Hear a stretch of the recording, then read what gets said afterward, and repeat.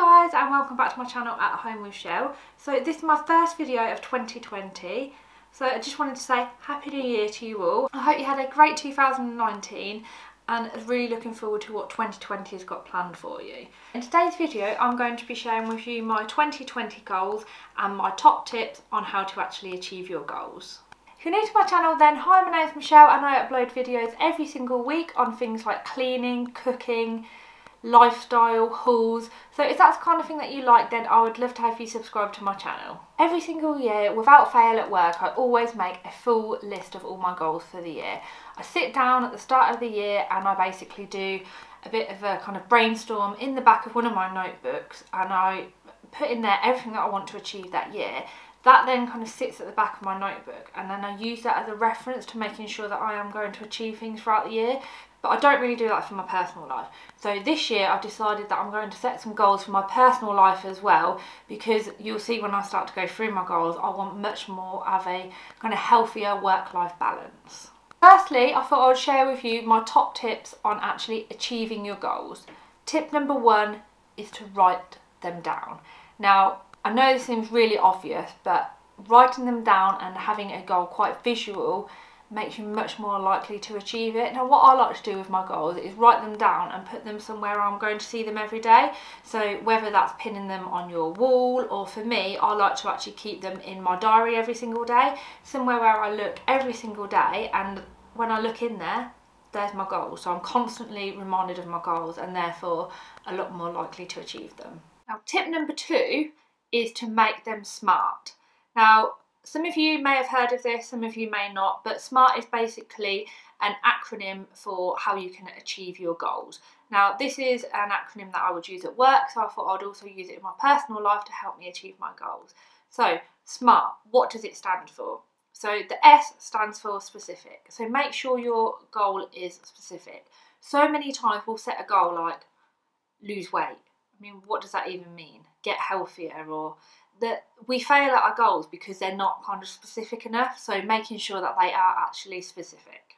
M is for measurable. So you need to make sure that you can actually measure when you've hit your task. So you need to kind of say how much, how often, when, everything like that. So make sure it's measurable. A is attainable or achievable. So don't set something really ridiculous like I want to be a millionaire by the end of next year, unless of course that is achievable for you. Making sure that you set something that is achievable means you're much more likely to actually achieve it. R is for relevant, making sure that it's actually something that you want to achieve. Is it the right kind of goal for you? Is it something that's worthwhile having? Are you just doing it for the sake of it? A lot of the time you will fail in your goals if it's not something that you really want to do, so making sure that it's actually relevant. And lastly, T, time bound. Now, I think this is where a lot of us fail, as we don't set a real kind of target date in place. So when you set your goal, make sure that you say by a certain month. So if you want to have lost £2 every week, for example, or you want to save £100 a month, doing something like that will ensure that your goal is time bound. So when you do your goals, what I would literally do, and I do the same thing at work, is if I'm setting a goal or a target for someone or for myself, I would go through it and say, right, so is it specific? Is it measurable? Is it achievable? Is it relevant? And is it time bound? And if it kind of ticks all of those off in my head, then I'm a lot more likely to actually reach that goal. The next tip is to create an action plan, and that will ensure that you actually know how you're going to achieve your goals. I'm sure at New Year's Eve or the start of the year when we're all setting our goals, we'll have the best of intentions to actually keep up with our goals, but how many of us actually never review them? So another tip would be to review your goals regularly, and this really helps again if you have got them in a visual place like up on the wall or in a book that you use regularly, then making sure you actually review them, and it's fine to amend them. So if, you know, life gets in the way and you're meant to be saving say £100 a month but your car broke or something happened, then it's fine. So review that goal and amend it to say £50 a month.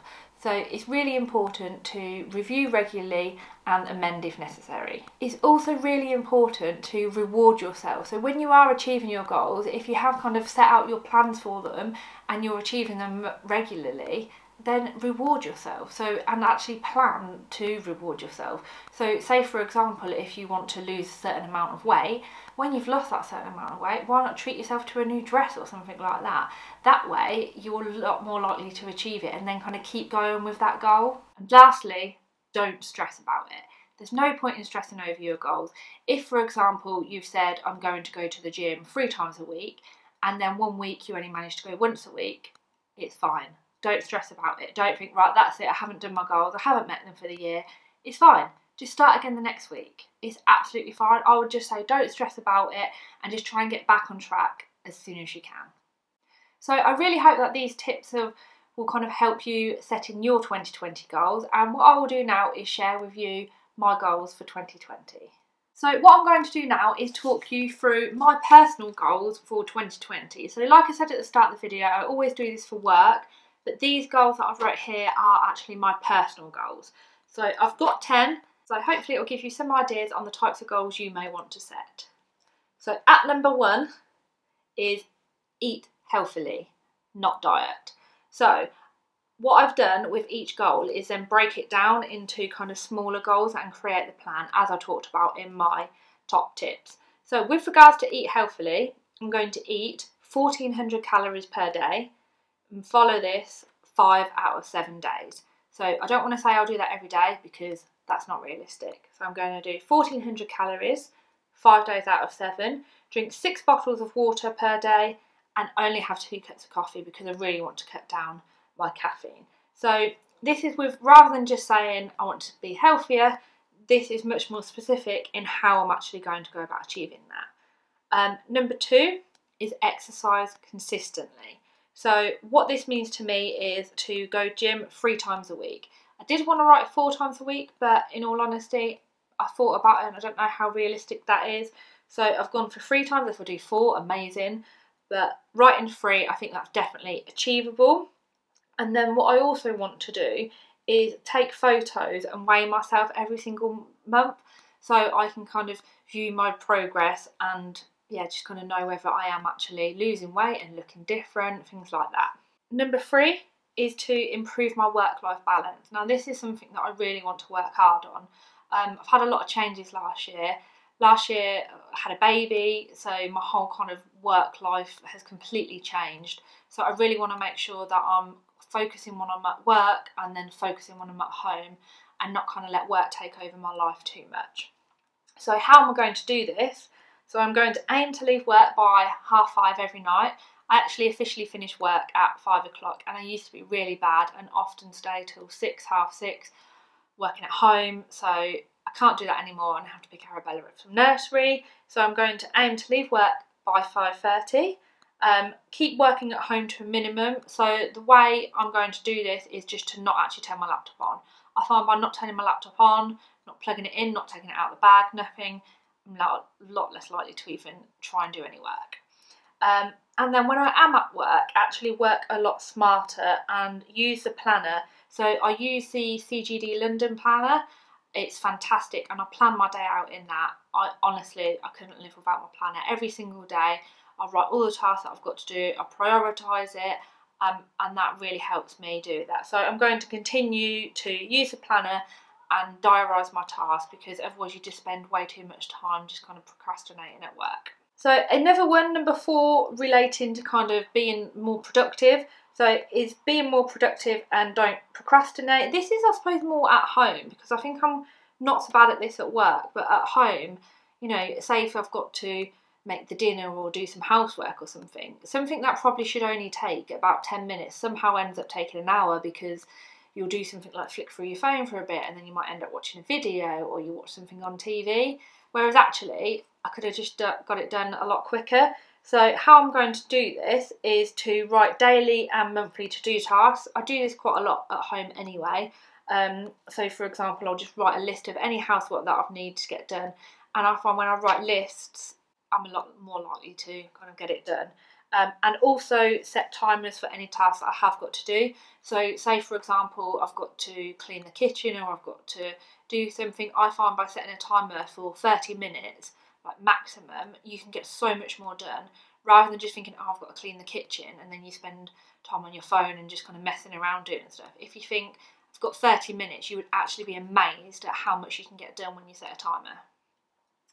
Number 5 is again to do with my home, and this is to actually organise my home. So I need to make sure, because this is obviously quite a generic thing, so what I'm going to do is break this down and deep clean and declutter one room per month.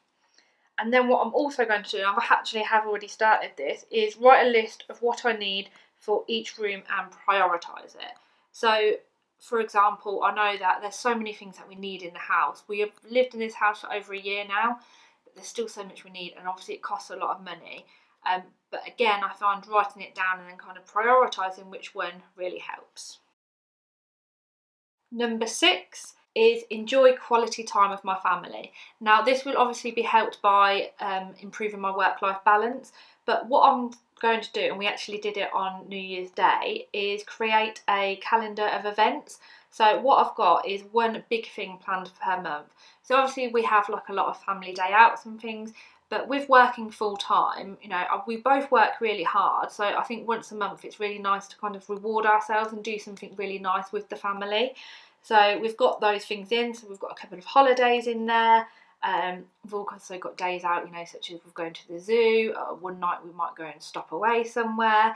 So once a month we're having pure quality time with the family. Number 7 is a new one, because I quite like reading, although I really struggle reading because I just don't have the time, which is a really rubbish excuse, because I do have the time, because I sit scrolling on my phone for God knows how long, so I definitely do have the time. So if I put it as a goal, then I will achieve it.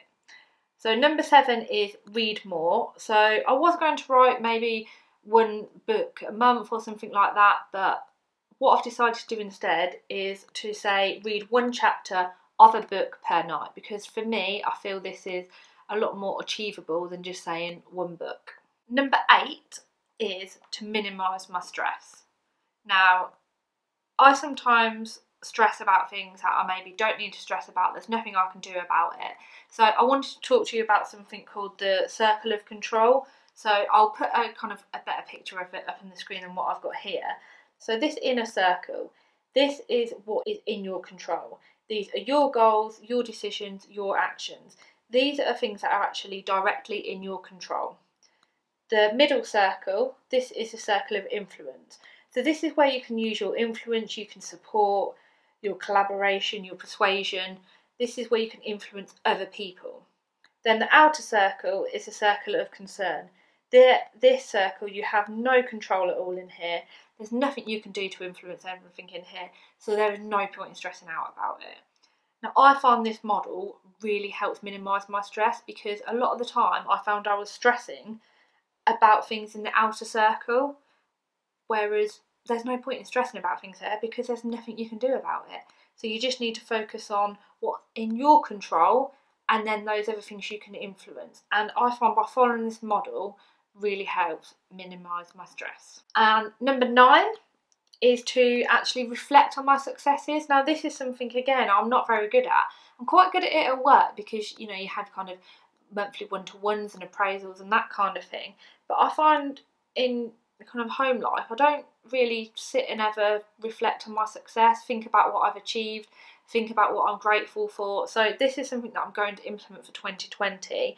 I was going to say every single week, but I don't think it's probably realistic or achievable. So every single month I'm going to write a gratitude list and kind of just reflect on my successes for that month, and yeah, just write what I'm grateful for, because I think this will be a really nice thing to do. And lastly, number 10 is to do with this channel. So what I really would like to do by the end of 2020 is to hit 1,000 subscribers. So how am I going to achieve this? I'm going to continue to upload weekly. I can't really upload any more than that, because working full time and, you know, having children and all of that, I couldn't commit to any more than that. So, but I am going to commit to uploading once a week and continue to engage with the audience, which is you guys.